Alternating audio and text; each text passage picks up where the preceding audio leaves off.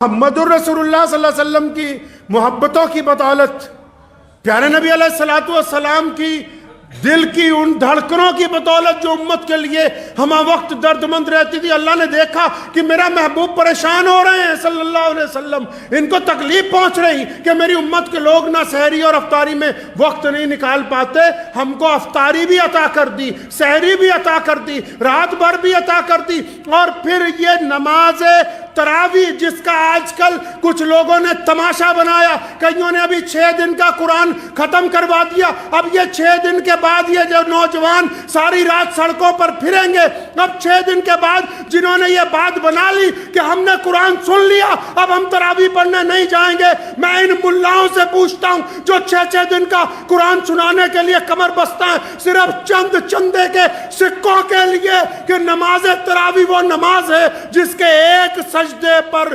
1500 نیکیاں محمد الرسول اللہ کے حکم پر عطا ہوئی ہیں، تم آج اس کے ساتھ کھلواڑ کر رہے ہو، قیامت کے دن کیا تمہارا گریبان نہیں پکڑا جائے گا؟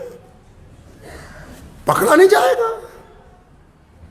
2 نعمتیں رسول اللہ صلی اللہ علیہ وسلم کی جوتیوں کے صدقے عطا ہوئی ہیں مسلمانوں کو، سحری عطا ہوئی، نماز تراویح عطا ہوئی۔ کون سی امت ہے پہلے جن کو تراویح عطا ہوئی؟ یہ محمد الرسول اللہ کی امت ہے جن کو تراویح کی نماز عطا کر دی گئی، اور پھر اتنی عظمت والی نماز، اتنی برکت والی نماز، اتنی شان و شوکت والی نماز کہ ایک سجدہ کتنے سیکنڈ کا ہے تراویح میں؟ ایک سجدہ زیادہ سے زیادہ 3 سیکنڈ کا، 4 سیکنڈ کا، 5 سیکنڈ کا، ایک سجدے کے اوپر 1500 نیکیاں محمد الرسول اللہ نے فرمایا کہ عطا ہوں گی، تو اس سے بڑی دولت آج سے پہلے کسی امت کو نہیں ملی ہے۔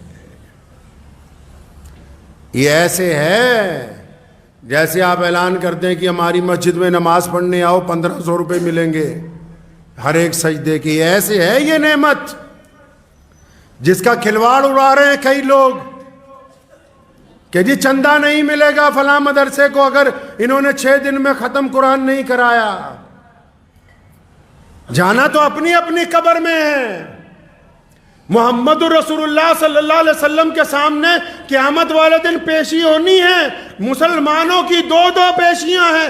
اکثر میں کہا کرتا ہوں مسلمانوں کی 2 پیشیاں ہیں۔ تمام کائنات کے لوگ اللہ کے آگے جواب دے ہیں، مسلمان اللہ کے آگے بھی جواب دے ہیں، محمد الرسول اللہ صلی اللہ علیہ وسلم کے آگے بھی جواب دے ہیں۔ 2 نعمتیں اللہ تبارک و تعالیٰ نے کتنی خوبصورت عطا فرمائی، کتنی پیاری نعمتیں۔ سحری عطا فرما دی، اور اس کے بعد نماز تراویح عطا فرما دی۔ اتنی بڑی نعمت کی ہر سجدے پہ یار 1500 نیکیاں، ہر ایک سجدے پہ 1500 نیکیاں۔ 40-45 منٹ میں ایک پارہ مکمل ہو جاتا ہے، ہر ایک سجدے پہ نیکیاں، کندھے سے کندھا جوڑ کے کھڑے ہونے پر نیکیاں، امام کا کہنا ماننے پر نیکیاں، امام کے پیچھے رکوع اور سجدہ کرنے کی نیکیاں، اجتماعیت کو برقرار کرنے کی نیکیاں۔ رمضان المبارک میں اس سے بڑی عظمت اور ہو کیا سکتی ہے مسلمانوں کے لیے؟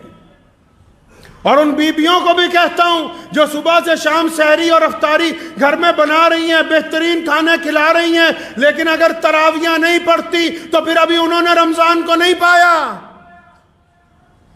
کھانا کھلا کے کچھ لوگوں کو خوش کیا جا سکتا ہے، لیکن میرا رب تو اس وقت خوش ہوتا ہے۔ پیارے نبی صلی اللہ علیہ وسلم نے فرمایا، حدیث کا مفہوم ہے اللہ کو بندہ سب سے زیادہ تب پیارا لگتا ہے۔ کب پیارا لگتا ہے جی؟ کب پیارا لگتا ہے؟ اچھے کپڑوں میں پیارا لگتا ہے، پیسے بانٹتا ہوا پیارا لگتا ہے۔ کب پیارا لگتا ہے؟ بہترین سرخی پاؤڈر میں پیارا لگتا ہے، اچھی دستار باندھنے پر پیارا لگتا ہے، اچھے لباس پہننے پر نہیں۔ اللہ کو اپنا بندہ اس وقت سب سے پیارا لگتا ہے جب وہ اس کے حضور سجدہ کرتا ہے، اس وقت اللہ کو اپنا بندہ سب سے پیارا لگتا ہے۔ پیارے نبی حضرت محمد رسول اللہ کہیے صلی اللہ علیہ وسلم سحری کر رہے تھے۔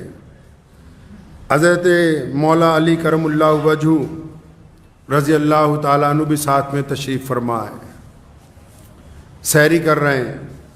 حضرت مقداد رضی اللہ تعالیٰ عنہ بھی ہیں، 3-4 اور صحابی ہیں۔ سحری ہو رہی ہے تو سحری کر رہے ہیں، تو کرتے کرتے حضرت بلال رضی اللہ تعالیٰ عنہ تشریف لائے، یا رسول اللہ سحری کا وقت ختم ہو گیا ہے، یا رسول اللہ سحری کا وقت ختم ہو گیا ہے، ہاتھ روک لیں، میں جا رہا ہوں اذان دینے کے لیے۔ تو پیارے نبی حضرت محمد رسول اللہ صلی اللہ علیہ وسلم نے حضرت بلال رضی اللہ تعالیٰ عنہ کی طرف دیکھا، فرمایا ٹھیک ہے۔ اب یہ بلال رضی اللہ تعالیٰ عنہ جب سحری کے لیے اذان دینے کے لیے جا رہے ہیں کہ سحری کا وقت ختم ہو رہا ہے، تو فرماتے ہیں جب میں اس چبوترے کی اس چھت کی سیڑھیاں چڑھ رہا تھا تو میرے دل نے کہا کہ ابھی نبی علیہ الصلوۃ والسلام لگتا رکے نہیں ہیں۔ فرمایا میں نے سوچا دوبارہ جاؤں۔ سیدنا بلال رضی اللہ عنہ دوبارہ واپس آئے، فرمایا یا رسول اللہ سحری کا وقت ختم ہو گیا، آپ ہاتھ روکے نا۔ نبی علیہ الصلوۃ والسلام کھانا کھا رہے ہیں بڑے لطف سے، کوئی اچھا سالن ہے بہترین انداز سے، صحابہ بھی ساتھ میں لگے ہوئے ہیں، 3-4 لوگ ہیں، کھا رہے ہیں۔ حضرت بلال دوبارہ آئے، یا رسول اللہ سحری کا وقت ختم ہو گیا، میں جا رہا ہوں اذان دینے، رک جائیے۔ نبی علیہ السلام نے پھر اشارہ کیا ٹھیک ہے جاؤ۔ اب یہ کہتے جب میں دوبارہ گیا چھت کی سیڑھیاں چڑھنے لگا تو پھر دل میں خیال آیا کہ ایک دفعہ پھر دیکھ لوں، سونے رسول صلی اللہ علیہ وسلم سحری کرتے کرتے رک گئے نہیں رکے۔ جب واپس آئے تو دیکھا رسول اللہ صلی اللہ علیہ وسلم سحری کر رہے ہیں، رکے نہیں ابھی۔ فرمایا یا رسول اللہ سحری کا وقت ختم ہو گیا، میں اذان دینے کے لیے جا رہا ہوں۔ تو فرمایا ٹھیک ہے جاؤ۔ جب یہ چلے گئے تیسری مرتبہ فرماتے ہیں کہ میرے دل میں خیال آیا بلال ایک بار اور دیکھ لے۔ جب پھر واپس آئے تو دیکھا نبی علیہ الصلوۃ والسلام سحری کر رہے ہیں۔ فرمایا یا رسول اللہ سحری کا وقت ختم ہو گیا، اذان کا وقت ہو رہا ہے، میں جا رہا ہوں۔ اتنا کہہ کے پھر پلٹے تو نبی علیہ الصلوۃ والسلام سحری کر رہے تھے۔ بلال کہتے ہیں میرے دل میں آیا ایک دفعہ پھر دیکھ لوں۔ جب چوتھی مرتبہ آئے دیکھا پیارے نبی صلی اللہ علیہ وسلم سحری کر رہے ہیں اور اس سالن کو تناول فرما رہے تھے۔ اب انہوں نے دروازے پر کھڑا ہو کے کیا کہا، فرمایا یا رسول اللہ اللہ کی قسم سحری کا وقت ختم ہو گیا ہے۔ محمد رسول اللہ نے ہاتھ روکا، فرمایا اللہ نے تیری بس اب قسم کی لاج رکھ لی۔ مولا علی نے فرمایا بلال خدا کی قسم کہ محمد رسول اللہ جس وقت تک کھاتے رہتے صبح ہو نہیں سکتی تھی، یہ شان نبوت ہے کہ جب تک یہ سحری کرتے رہتے اس وقت تک صبح نہیں ہو سکتی تھی، کیونکہ تو نے اب اللہ کی قسم کھا لی، تیری لاج کی وجہ سے رسول اللہ نے ہاتھ روک لیا۔